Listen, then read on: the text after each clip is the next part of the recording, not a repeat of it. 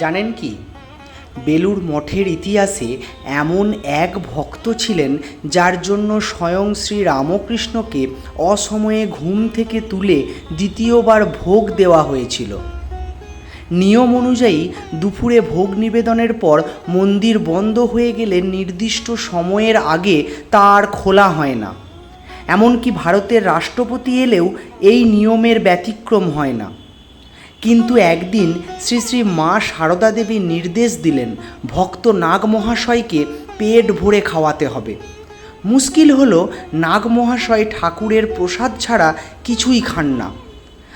ওদিকে মন্দিরে তখন ঠাকুরের শয়ন হয়ে গেছে। মায়ের আদেশে সেদিন নিয়ম ভাঙল। শুধু নাগ মহাশয়ের জন্য ঠাকুরকে ঘুম থেকে তোলা হলো এবং দ্বিতীয়বার অন্নভোগ রান্না করে নিবেদন করা হলো। প্রসাদ পেয়ে নাগ মহাশয় ভক্তির আতিশয্যে শুধু অন্নই নয়, সেই শালপাতাটিও চিবিয়ে খেয়ে ফেললেন, কারণ তাতে ঠাকুরের প্রসাদ লেগেছিল। এই দেখে মা সারদা বলেছিলেন, এমন ভক্ত আর দুটি দেখলাম না। ভক্তির এমন পরাকাষ্ঠা সত্যিই বিরল। ঘটনাটি ভালো লাগলে লাইক করুন এবং কমেন্টে লিখুন জয় ঠাকুর। এরকম আরও ভিডিও পেতে চ্যানেলটি সাবস্ক্রাইব করতে ভুলবেন না। ধন্যবাদ।